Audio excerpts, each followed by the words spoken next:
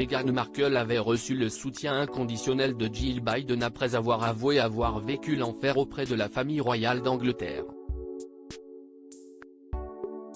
Pour la remercier, la duchesse de Sussex lui avait fait parvenir un colis à la Maison-Blanche.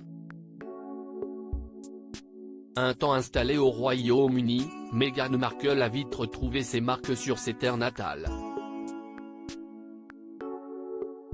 De retour en Amérique, en Californie et plus précisément dans le chic quartier de Montecito, elle mène une vie paisible auprès des siens, son époux le prince Harry et leurs deux enfants Archie, 4 ans et Lilibet, 2 ans.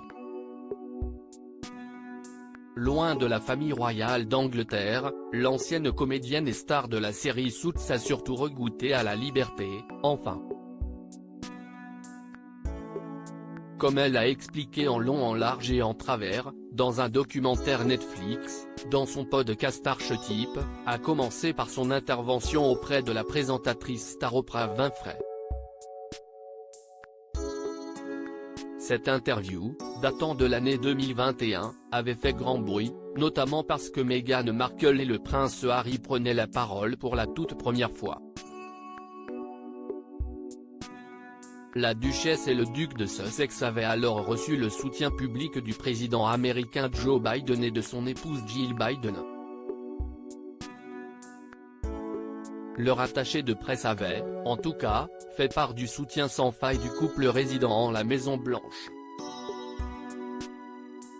Pour que quelqu'un s'avance et parle de ses propres luttes sur la question de la santé mentale et raconte son histoire personnelle, cela demande du courage et s'y est certainement quelque chose en quoi le président croit, avait-il assuré. Meghan Markle avait, à vrai dire, eu le droit à plusieurs clins d'œil de la part de la First Lady américaine.